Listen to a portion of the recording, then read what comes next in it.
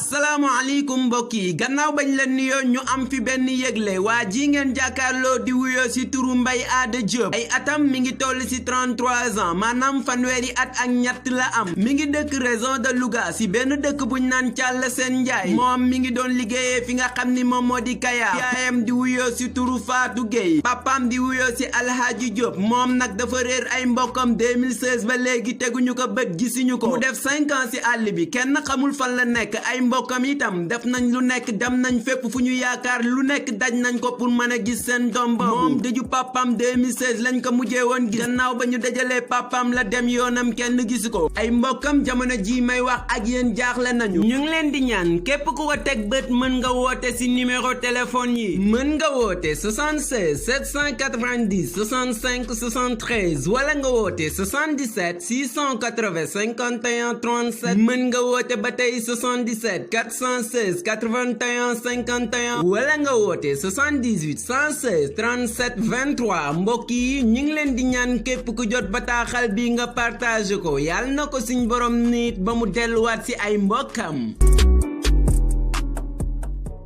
partage ko ndax ñu bari jot ci